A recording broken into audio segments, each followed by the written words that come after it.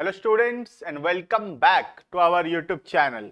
आज के क्लास में हम कंटिन्यू करेंगे अपना टॉपिक कॉर्पोरेट लॉ के अंदर एम्प्लॉय स्टॉक ऑप्शन प्लान्स। बहुत ही शानदार टॉपिक है। शॉर्ट फॉर्म होता है ESOP, employ stock option plans. जो भी बच्चे लोग अपना प्रीवियस वीडियोस नहीं देखे हैं, चैनल के प्लेलिस्ट में जाके प्रीवियस वीडियोस देख सकते हो। हर एक सब्जेक्ट का हर एक यूनिट कंप्लीट सिलेबस हम लोग अपलोड कर रहे हैं अपने चैनल के प्लेलिस्ट में। वीडियो के डिस्क्रिप्शन में हमारा डिटेल दिया हुआ है, Instagram ID, Telegram IDs, WhatsApp groups का डिटेल है। तुम उसको ज्वाइन कर सकते हो जिससे तुमको टाइमली अपडेट्स मिलता रहेगा। चलो इसी के साथ हम वीडियो स्टार्ट करते हैं। आज का वीडियो है about employ stock option plans. ठीक है सर, ये एम्प्लॉय क्या होता है? बेटा एम्प्लॉय नहीं जानते? अरे जो कुछ नहीं करता वही तो होता है एम्प्लॉय। सर एम्प्लॉय कुछ नहीं करता?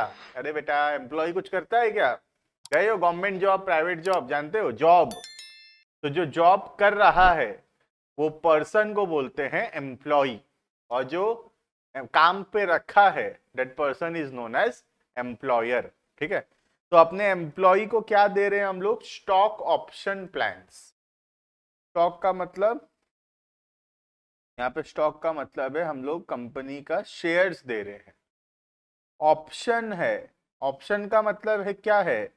वो चाहे तो यस भी बोल सकता है, चाहे तो मना भी कर सकता है। ऑप्शन का मतलब क्या है? हमारी मर्जी है। हमारी मतलब यहाँ पे एम्प्लॉय की मर्जी है। एम्प्लॉय चाहे तो हाँ भी बोल सकता है, एम्प्लॉय चाहे तो मना भी कर सकता है। सर वो क्यों मना करेगा? सर फ्री में शेयर मिलेगा। तो बेटा फ्री में नहीं मिलेगा, पैसा लगेगा। पैसा लगेगा है ना, तो पैसा लगेगा तो हो सकता है एम्प्लॉय मना करे, है ना। तो सर पैसा ही लगना है तो वो फिर मार्केट से ना खरीद ले सर, ओपन मार्केट में, स्टॉक एक्सचेंज में नहीं खरीद लेगा वो। बेटा पैसा तो लगेगा लेकिन कम पैसा लगेगा, है ना। जितना मार्केट प्राइस है उसका, उससे कम में हम उसको शेयर्स देंगे। तो सर क्या फायदा होगा इसका? इसका फायदा बेटा ये है कि आज जैसे हम एम्प्लॉय को बोलते हैं तो ठीक से काम कर, 1 साल बाद तेरे को हम इतना शेयर्स देंगे at this price which is lower than the market price. तो उससे क्या होता है, एम्प्लॉय मन लगाकर काम करेगा, ऑर्गेनाइजेशन छोड़कर नहीं जाएगा। किस लालच में? कि उसको शेयर्स मिलेगा कम प्राइस पे। तो हमारा फायदा है ना, रेगुलरली एम्प्लॉयज छोड़कर अगर नहीं जाएंगे ऑर्गेनाइजेशन, तो ऑर्गेनाइजेशन बहुत ग्रो करेगा, है ना। सर आप तो बोले एम्प्लॉय कुछ नहीं करता है। बेटा एम्प्लॉय काम तो करता है। एम्प्लॉय काम नहीं करता है तो फिर कौन काम करता है ना।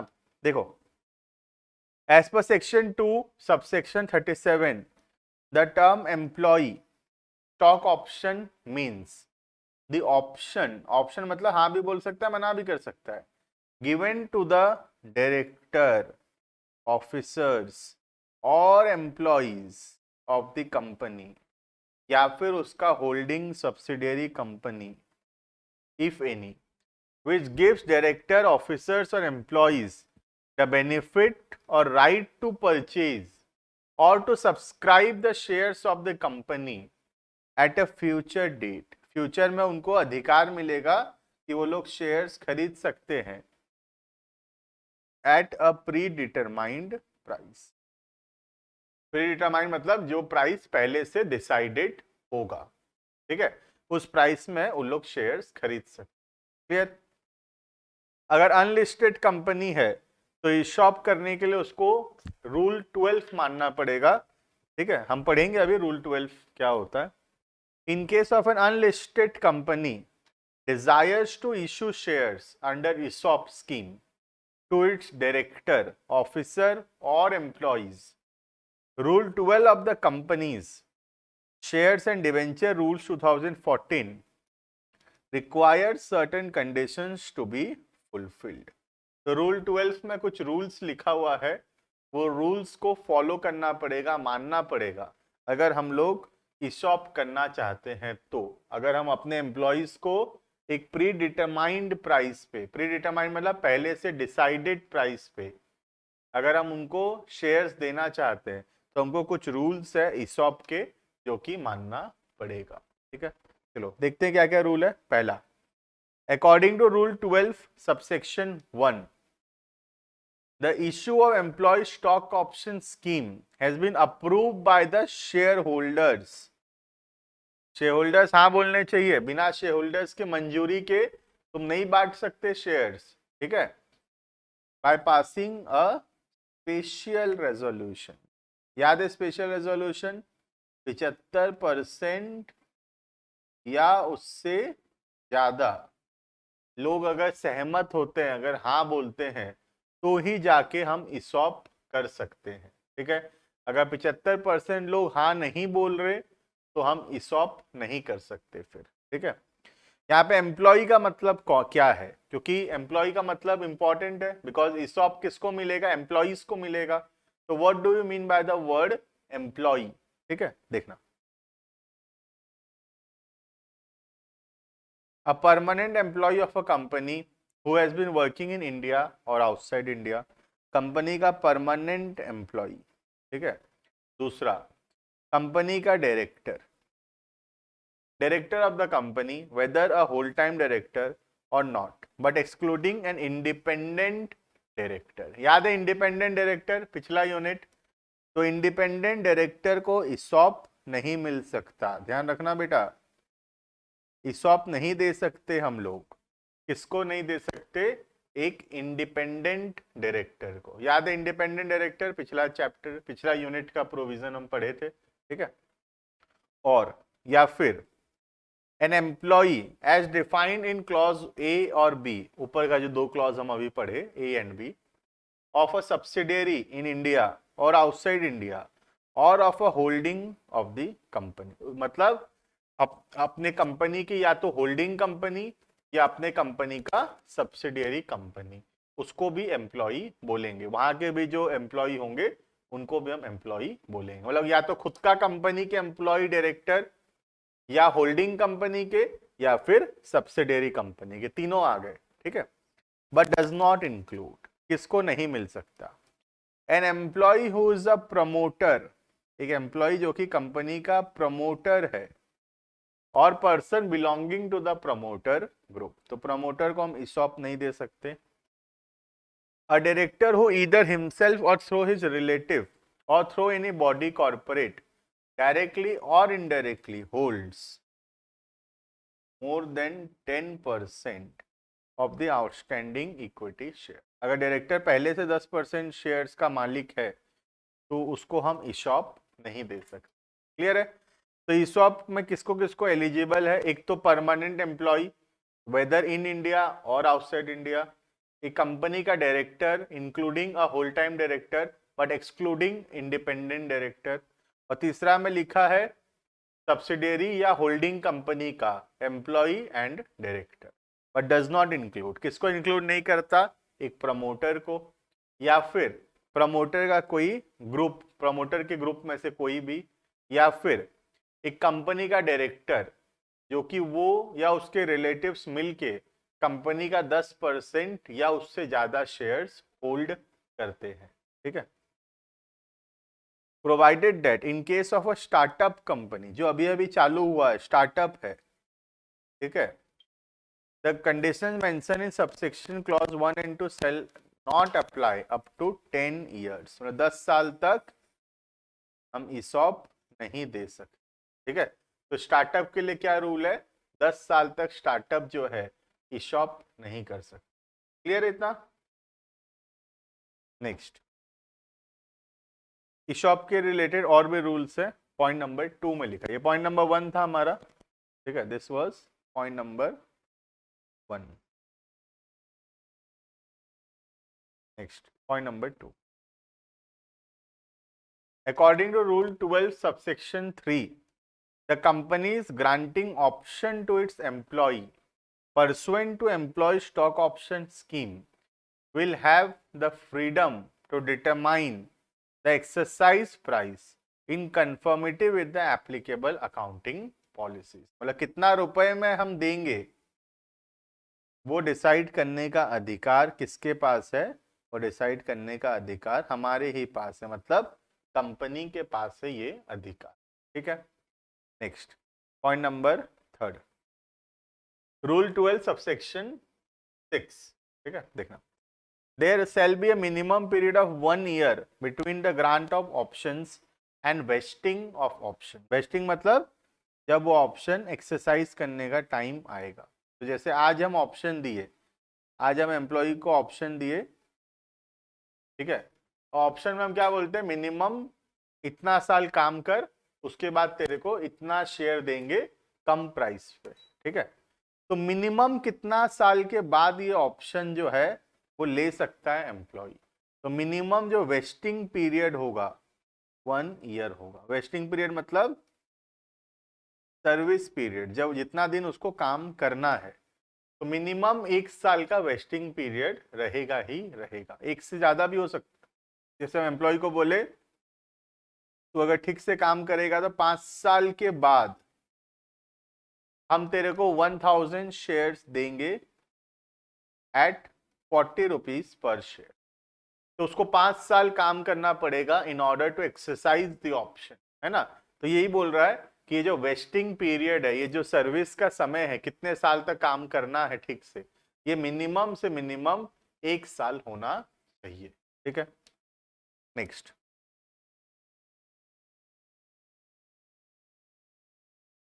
तो सर ऐसा होगा ना कि वो तो काम करेगा और जैसे ही उसको मिलेगा अपना ऑप्शन मिलेगा, शेयर्स लेगा वो और वो तो चल देगा। ना बेटा, ऐसा नहीं होगा। लॉक इन पीरियड भी होगा।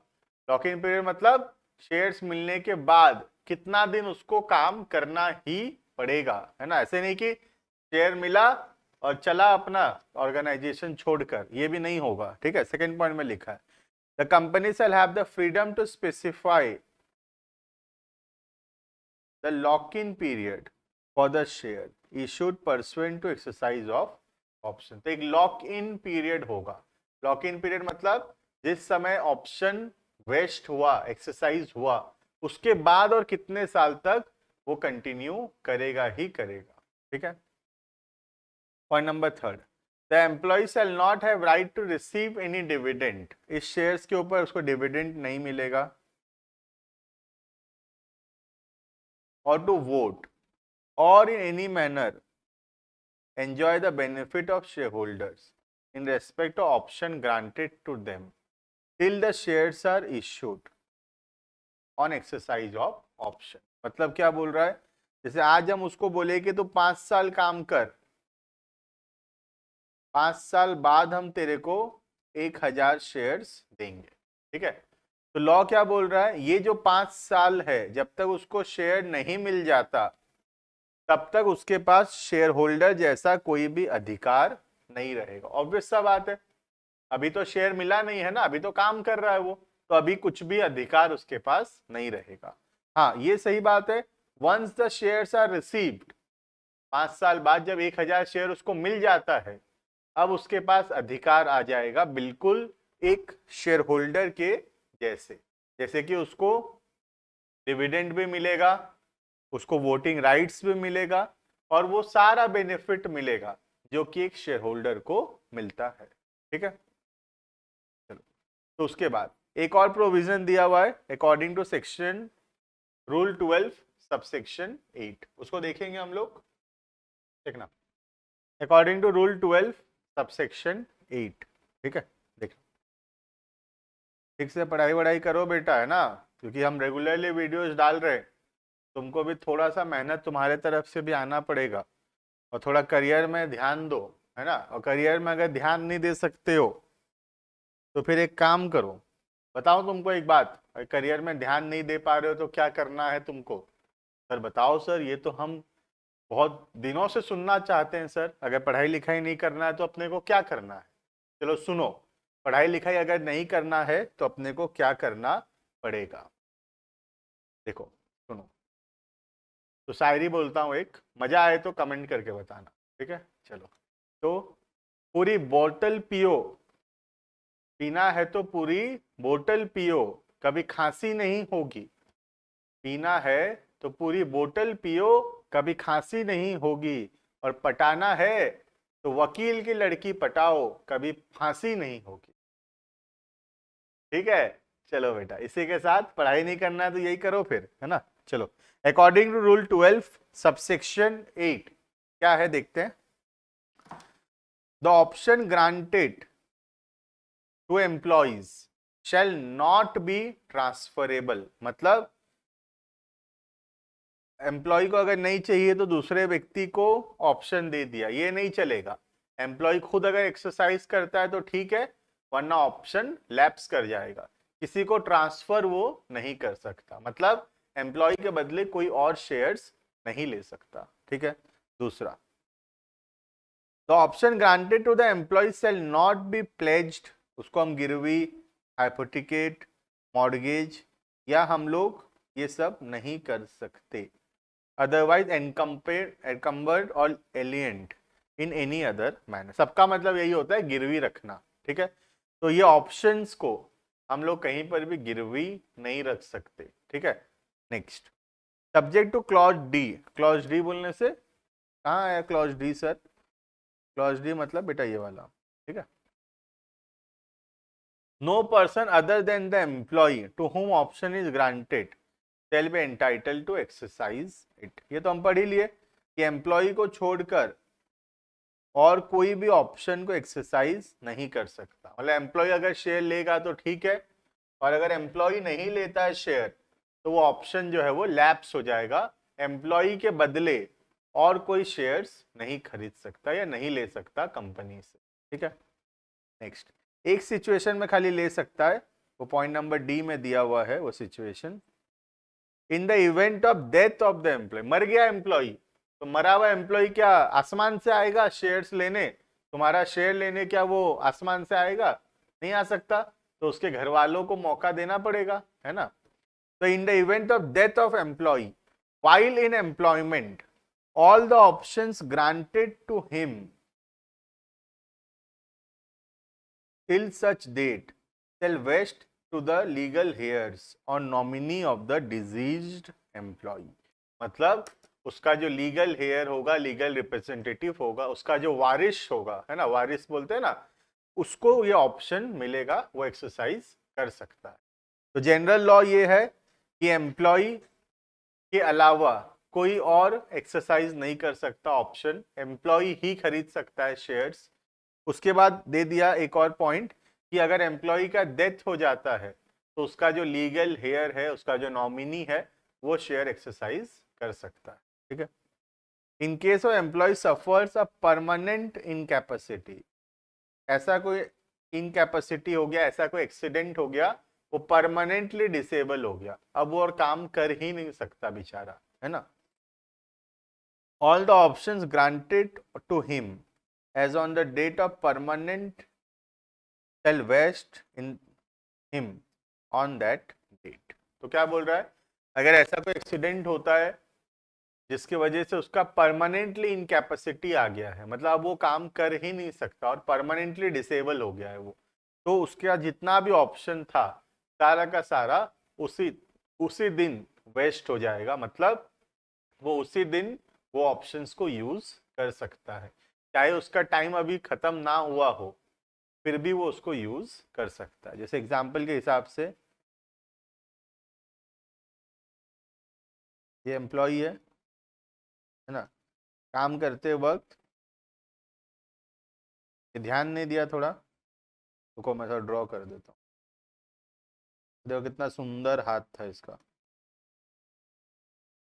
है ना, कितना सुंदर सुंदर हाथ पांव था, देखो तो इसका, ये काम कर रहा था, काम में था, ध्यान नहीं था इसका, बाबू से बात कर रहा होगा, है ना। तो बाबू से बात करते करते क्या हुआ बेटा, इसका ये जो हाथ है और इसका ये पाँव चला गया। देखो कैसा दिख रहा है, कैसा खराब दिख रहा है ना बेचारा। सर खराब का पड़ा है सर आपको, उसका हाथ पाँव चला गया सर? हाँ हाँ ठीक है ठीक है, उसका हाथ पाँव चला गया, तो उसका हाथ पाँव चला गया तो परमानेंटली इनकैपेबल हो गया वो। तो अब अगर 5 साल का वेस्टिंग पीरियड था, सपोज अभी 2 ही साल हुआ है, तो क्या हम उसको ऐसे बोलेंगे बेटा, अच्छा लगेगा ऐसे बोलने में कि एक पाँव और एक हाथ के साथ 3 साल काम कर, फिर हम तेरे को शेयर्स देंगे? इंसानियत है कि नहीं तुम में? सर इंसानियत है ना सर हम में, तो क्या करेंगे, आज ही के दिन उसका सारा ऑप्शन एक्सरसाइज करवा देंगे। हम बोलेंगे चल तेरे लिए 5 साल का रूल जो है माफ किए, चल माफ किए तेरे लिए, तू हमारे लिए हमारा अपना हाथ दिया, अपना पांव दिया, हम तेरे को माफ किए, 3 साल काम मत कर, अभी से ही तेरे को ऑप्शन देते हैं, ले तू शेयर खरीदना चाहता है तो खरीद सकता है। ठीक है, सर एक हाथ से कैसे खरीदेगा सर वो? बेटा एक हाथ से तो हो जाएगा ना आराम से। ठीक है, चलो next. In the event of resignation और टर्मिनेशन ऑफ एम्प्लॉय, या तो वो काम छोड़ देता है या धक्का मार के उसको निकाला जाता है। All the options not vested in the employ, ऐसा कोई ऑप्शन था जिसका टाइम अभी कंप्लीट नहीं हुआ है, टेल एक्सपायर। अगर काम छोड़ देता है या काम से निकाल दिया जाता है तो जितना भी ऑप्शन उसको दिया गया था, जिसका टाइम अभी खत्म नहीं हुआ है, वेस्टिंग पीरियड खत्म नहीं हुआ है, वो सारा का सारा ऑप्शन लैप्स हो जाएगा। ठीक है, however the employee can exercise the options granted to him which are vested, जिसका टाइम खत्म हो चुका है वो ऑप्शन वो एक्सरसाइज कर सकता है। in this behalf, subject to the terms and conditions under the scheme granted such option as approved by the board। तो सिंपल सा लॉ है कि टर्मिनेशन या रेजिग्नेशन के दिन जो ऑप्शन वेस्ट नहीं हुआ है, जिसका टाइम खत्म नहीं हुआ है, वो एक्सरसाइज नहीं हो सकता, और जो ऑप्शन वेस्ट हो गया है, मतलब जिसका टाइम पीरियड खत्म हो चुका है, वो एक्सरसाइज कर सकता है। क्लियर? चलो, तो इसी के साथ हमारा टॉपिक कंप्लीट होता है, एम्प्लॉय स्टॉक ऑप्शन प्लान्स। बहुत ही शानदार टॉपिक है। कॉन्सेप्ट इतना सा है इसमें कि हम एम्प्लॉय को एक लालच देते हैं कि तू 5 साल 10 साल हमारे पास रह के काम कर, और 5 साल 10 साल के एंड में हम तेरे को इतना शेयर्स देंगे, इतना प्राइस पे। तो उससे क्या होता है, एक एम्प्लॉय काम छोड़कर नहीं जाता, मन लगाकर काम करता है, और उसको 5 साल 10 साल या जितना भी टाइम होगा, 1 साल से ज्यादा होना चाहिए वो, तो उस टाइम के बाद हम उसको शेयर्स देते हैं, थोड़ा कम प्राइस रहता है as compare to the market price. तो उससे क्या होता है, रेगुलर एम्प्लॉय टर्नओवर जो है वो रिड्यूस होता है इससे। ठीक है, वीडियो पसंद आया तो लाइक करना, चैनल को सब्सक्राइब करना। ऐसे ही वीडियोस देखते रहने के लिए कमेंट करके बताना वीडियो कैसा लगा, स्पेशली मेरा शायरी कैसा लगा जरूर बताना। मैं अभी थोड़ा ट्राई कर रहा हूँ शायरी सीखने का, मुझे बहुत बहुत अच्छा लग रहा है, पसंद आ रहा है शायरी, तो मैं थोड़ा थोड़ा सीख रहा हूँ कि कैसे कैसे शायरी बोलते हैं बोल के। ठीक है, चलो, थैंक यू एंड